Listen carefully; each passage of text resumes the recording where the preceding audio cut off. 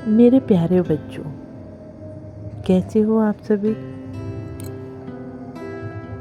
आज है नवरात्रि का छठा दिन और आज आंटी लेके आई हैं माँ कात्यायनी की कहानी। किसकी कहानी? माँ कात्यायनी की कहानी। इस दिन माँ कात्यायनी की पूजा होती है।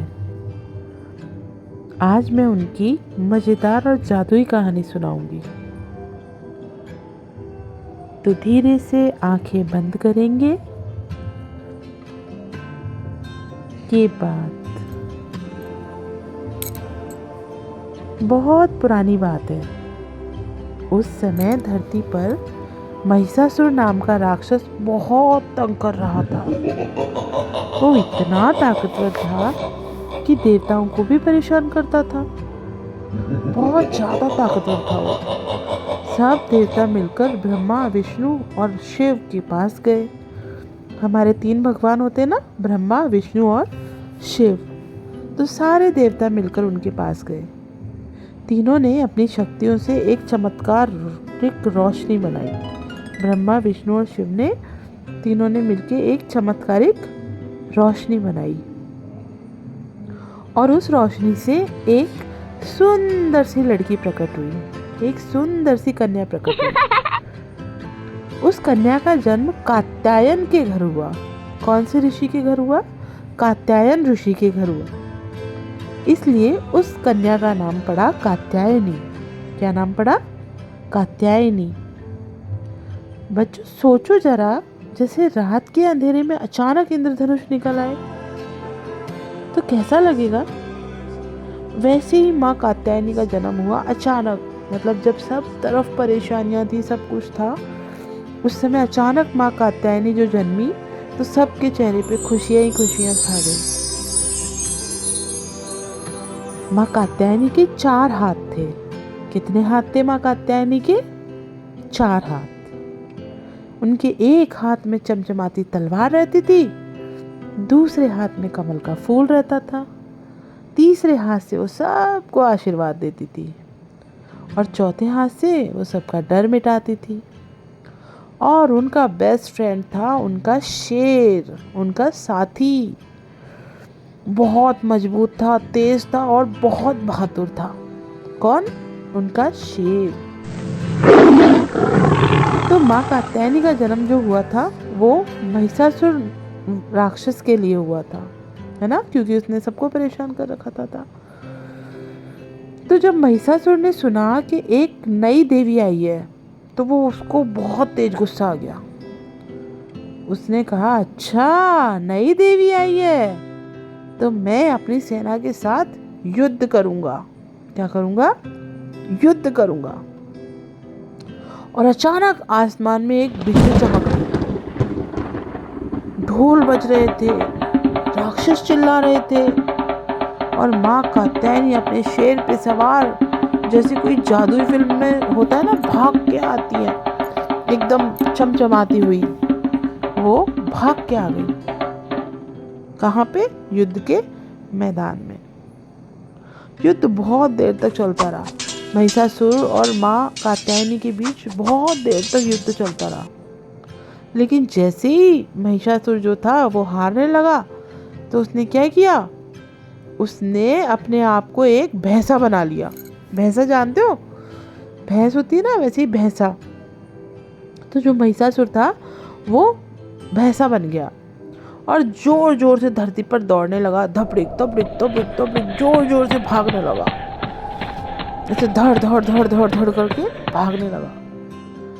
लेकिन माँ कात्यायनी जो थी वो मुस्कुराई और बोली, महिषासुर तेरा अंत आज यही होगा।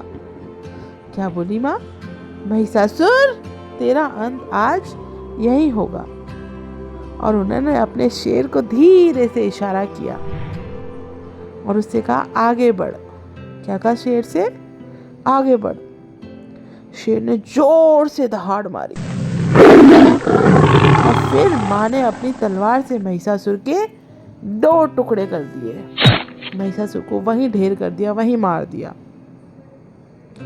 जैसे ही महिषासुर खत्म हुआ पूरे आसमान से फूलों की बारिश होने लगी। सब देवी देवता नाचने गाने लगे। हर तरफ रोशनी रोशनी फैल गई क्योंकि सारे देवी देवता उससे बहुत परेशान थे। तो जैसे ही वो मरा, सब खुश होने लगे, नाचने लगे, गाने लगे। और अचानक सोचो बच्चों, आसमान में हजारों तारे टिमटिमा रहे हैं, रंग बिरंगी रोशनी है, फूल बरस रहे हैं और उसके बीच खूबसूरत सी माँ कात्यायनी अपने शेर के ऊपर बैठी हुई है। सोचो कितना मैजिकल होगा ना, चमकदार माँ कात्यायनी अपने शेर पे बैठी हुई है। तो बच्चों, जो माँ कात्यायनी है वो हमें क्या सिखाती है पता है? वो सिखाती हैं कि अगर हम सच्चाई और हिम्मत से काम लें तो कोई भी बुराई हमें हरा नहीं सकती। क्या सिखाती है? कि कोई भी बुराई हमें नहीं हरा सकती। तो बच्चों, ये थी माँ कात्यायनी की कहानी। जब अगली बार नवरात्रा में आप छठे दिन की पूजा करो तो इस कहानी को याद जरूर करना, है ना? माँ कात्यायनी की कहानी। माँ कात्यायनी कितनी साहसी है, वीर है ना? और विश्वास और जीत की शक्ति है माँ कात्यायनी। किसकी शक्ति है? विश्वास और जीत की शक्ति, जीत की देवी है। तो अब सभी बच्चे धीरे से अपनी आंखें बंद करेंगे और सोचेंगे कि आसमान में हजारों तारे टिमटिमा रहे हैं, हजारों तारे टिमटिमा रहे हैं, खूबसूरत से तारे आसमान में पूरे में। और उन्हीं के बीच एकदम सुनहरे रंग से माँ कात्यायनी जो है वो चमक रही है।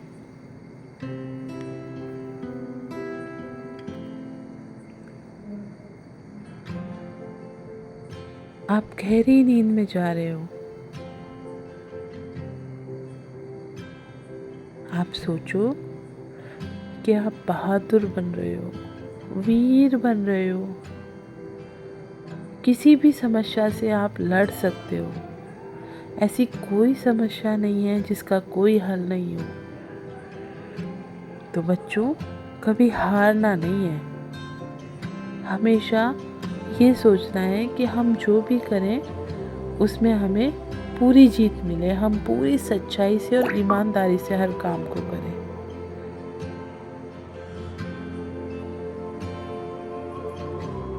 तो गुड नाइट मेरे प्यारे बच्चों, शुभ रात्रि। कल मिलेंगी आंटी एक और नई कहानी के साथ। तब तक के लिए शुभ रात्रि मेरे बच्चों, स्वीट ड्रीम्स, गुड नाइट।